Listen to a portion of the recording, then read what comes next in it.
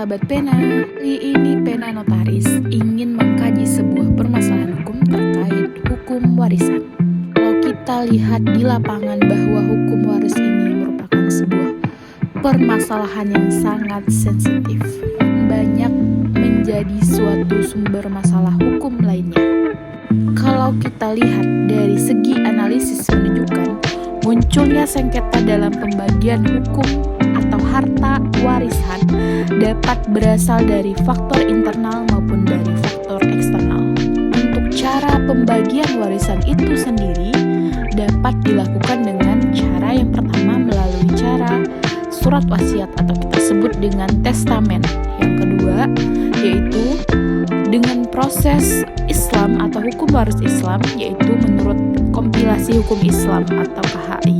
Kemudian bisa juga diselesaikan secara hukum adat, dan paling banyak case di lapangan adalah dilakukan pembagian menurut KUH Perdata. Nah, kalau secara hukum pemerintah biasanya cara waris ataupun hukum waris yang kita pilih yaitu hukum waris secara KUH Perdata paling banyak diterapkan di instansi-instansi pemerintah. Ini bisa juga sih lewat hukum Islam atau secara hukum waris Islam, tapi lewat pengajuan mungkin dari pengadilan dulu, pengadilan agama.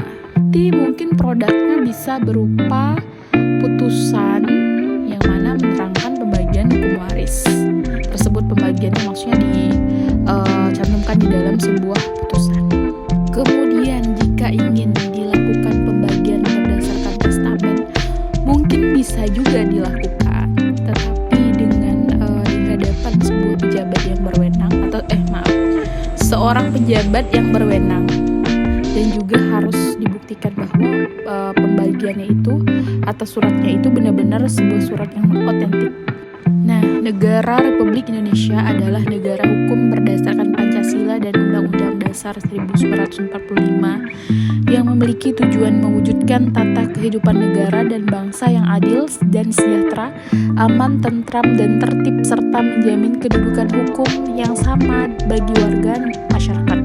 Pesan bahwa negara hukum adalah cita hukum Indonesia yang secara normatif diatur dalam pasal 1 ayat 3 Undang-Undang Dasar 1945 Amandemen ketiga yang menyebutkan bahwa negara Indonesia adalah negara hukum, tidak berdasar atas kekuasaan belaka dan pemerintahan berdasar atas sistem konstitusi atau hukum dasar yang tidak bersifat absolutisme atau kekuasaan yang tidak terbatas.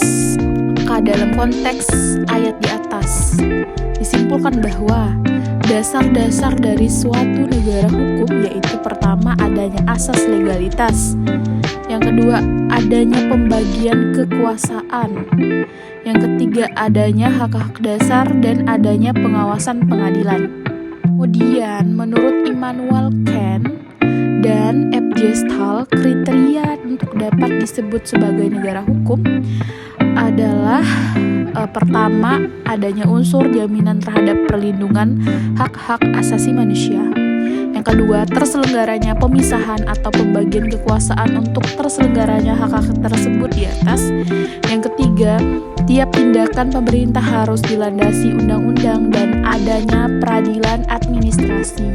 Secara Konstitusi Nasional Indonesia telah ditetapkan pasal 28A sampai J Undang-Undang Dasar 1945. Dari ketentuan pasal-pasal tersebut, salah satu di antaranya yaitu sesuai dengan pasal 28H ayat 4 menyebutkan bahwa setiap orang berhak mempunyai hak milik pribadi, dan hak milik tersebut tidak boleh diambil alih secara sewenang-wenang oleh siapapun. Bagaimana tindak lanjut dari Konstitusi Nasional Indonesia tersebut?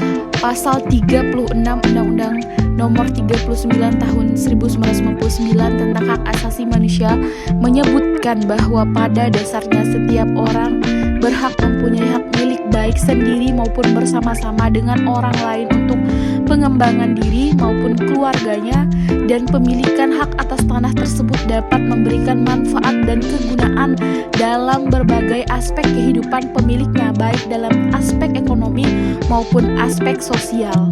Kemudian di dalam kehidupan masyarakat Indonesia, pemilikan hak atas tanah peranan yang sangat penting.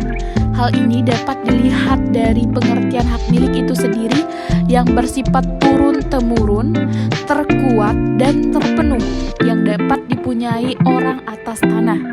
Dari kata turun-temurun tersebut artinya hak atas tanah tersebut dapat diwariskan kepada ahli-ahli warisnya. Dalam konsep hukum nasional, hukum waris diatur di dalam KUH Perdata bagian kelima tentang hukum waris.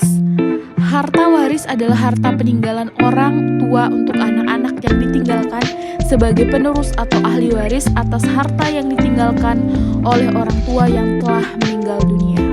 Menurut Hilman Hadikusuma, di dalam KUH Perdata tidak ada pasal tertentu yang memberikan pengertian tentang hukum waris. Namun demikian, pasal 830 KUH Perdata atau BW menyebutkan bahwa pewarisan hanya berlangsung karena kematian. Dengan demikian, pengertian hukum waris barat menurut KUH Perdata ialah tanpa adanya orang yang mati dan meninggalkan harta kekayaan, maka tidak ada masalah pewarisan. Sehingga harus ada orang yang meninggal dunia, pertama-tama tentulah apa yang dinamakan kematian alami. Lanjut, dalam pasal 883 KUH Perdata menyebutkan bahwa adalah sah pula suatu ketetapan wasiat dengan mana mengenai suatu kebendaan hak pakai hasilnya diberikan kepada orang yang satu, sedangkan hak milik semata-mata atas kebendaan itu diberikan kepada orang lain. Berdasarkan hasil riset dari Asmi Zubair dalam sebuah penelitiannya, itu menyebutkan bahwa melalui pendekatan antropologi, study of law, diungkapkan bahwa rata-rata penyebab timbulnya konflik atau sengketa dalam pembagian harta warisan dapat berasal dari faktor internal, seperti adanya hibah orang tua kepada bakal ahli waris, tetapi tidak adil dan tidak disertai dengan akta hibah. Pasangan suami istri sebagai bakal pewaris yang tidak memiliki anak atau keturunan, keserakahan ahli waris, ketidakpahaman ahli waris, kekeliruan dalam menegakkan siri, dan tertundanya pembagian harta warisan. Kemudian penyebab konflik atau sengketa yang berasal dari faktor eksternal seperti adanya anak angkat yang diberi hibah oleh orang tua angkatnya, hadirnya provokator, dan harta warisan yang dipinjamkan kepada kerabat yang bukan ahli waris dan tidak dikembalikan. Oleh karena itu, latar belakang munculnya sengketa dalam pembagian harta warisan karena adanya ketidakadilan, ketidakpastian, dan ketidaktertiban. Namun demikian, perlu pula dipikirkan adalah sungguh baik apabila manusia dapat menghindar dari sengketa di kemudian hari. Sehubungan dengan itu, setiap langkah yang akan ditempuh perlu perencanaan yang baik. Maka dalam konteks hukum dapat diduga akan semakin menempatkan peran dari aparat penegak hukum dalam sebuah porsi yang sangat penting. Penyelesaian yang dapat dilakukan yaitu pertama, penyelesaian sengketa di pengadilan ataupun penyelesaian sengketa di luar pengadilan. Untuk penyelesaian sengketa di luar pengadilan itu bisa mengembangkan alternatif dispute resolution atau ADR. Tetapi mungkin yang bisa kita sarankan atau yang disarankan oleh aparat penegak hukum itu sendiri adalah penyelesaian di luar pengadilan terlebih dahulu. Nah, mungkin itu saja yang bisa disampaikan oleh Beta Notaris di video kali ini. Sampai ketemu di next video.